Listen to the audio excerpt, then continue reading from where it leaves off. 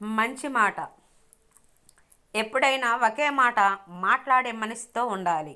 అంతేకాని పరిస్థితులు, సమయం, స్థాయిని బట్టి మాట్లాడే మనిషితో దూరంగా ఉండాలి. లేదంటే కొని తెచ్చుకున్నట్టే కష్టం, శ్రమ. డబ్బులిచ్చి కొనుక్కున్నట్టే అవుతుందండి.